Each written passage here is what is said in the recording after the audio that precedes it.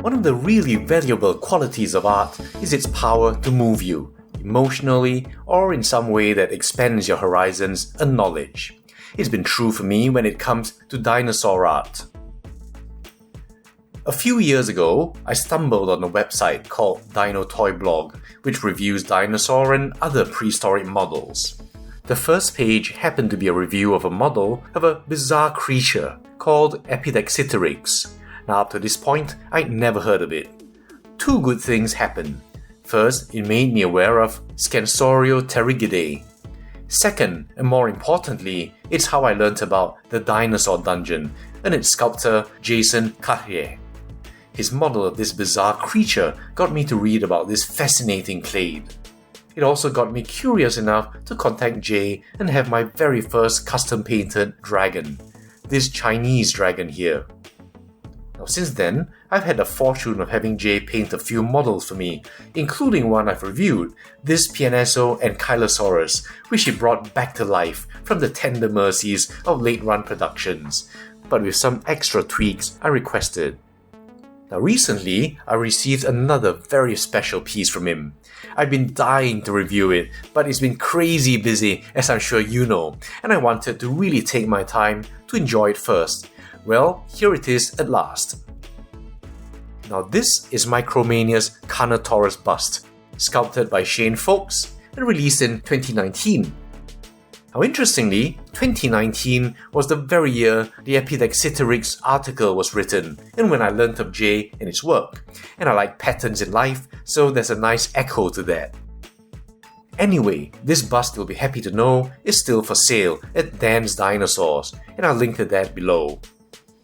Now I've never really liked busts, as they always remind me of hunting trophies. But a thing of beauty like this just floors you, and I hardly know where to begin. Let's start with a close-up of the face. Now here you can see the variety of scale textures in different regions. But importantly, you can appreciate how the detail is elevated by complex layers of different shades of brown, and also some of these accent markings over the antorbital area. And also around the eyes. And speaking of which, these are painted very carefully, in a kind of cat green almost, in a wet sheen that gives them life. The pupil is very precisely painted. In the cheeks, see the craggy texture and how the paint is applied over each bump. It's a unifying element that brings everything together in a realistic way. You really feel like you're looking at skin. The black mottling and how it almost melts into the skin with another wash to tie everything together.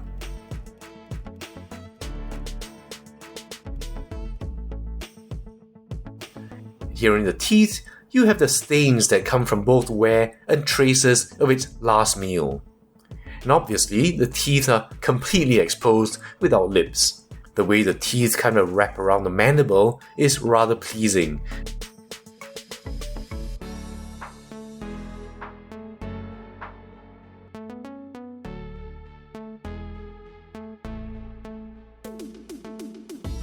In the labial area, the brown in the oral margin transitions to a lighter color, very naturally.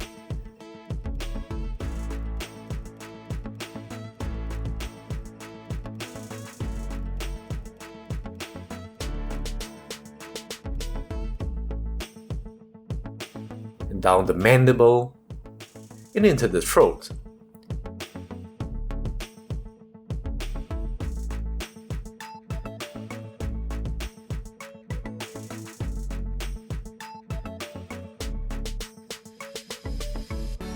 You can see the rougher texture in the jaw and the skin under it.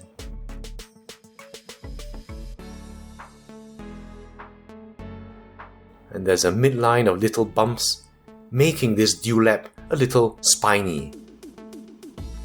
Then round the neck here, again with a very rough texture.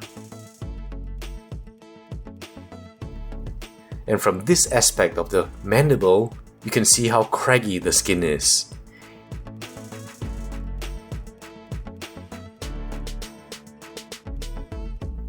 Now back to the top, the very crusty nature of these textures are brought out and wonderfully with subtle patterning.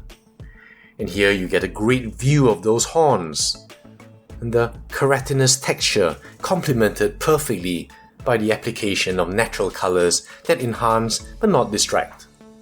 You see the fade going into the root of the horn here. Just look at all the textures, the scutes, the spines, and also in a lateral view. And from this angle too, what a great look at the eye with that green sclera and the vertical pupil. And also how well the eyelids are painted. Now look at the other one.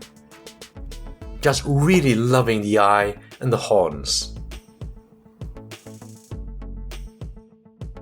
I think you can appreciate how the browns just segue and melt into each other.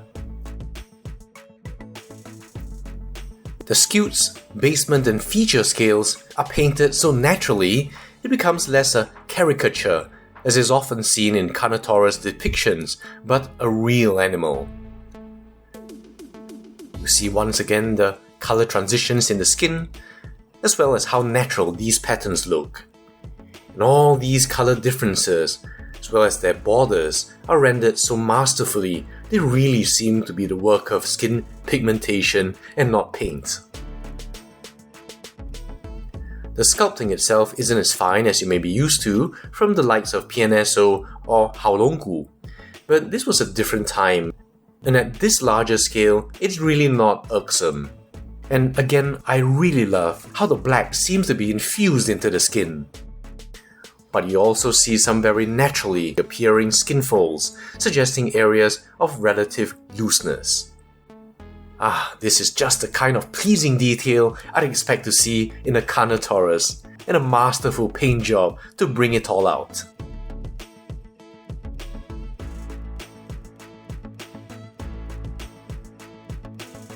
As for the base, it's comparatively simple.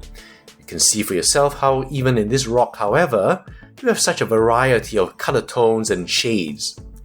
It's really in the little things that help create something near perfect for me.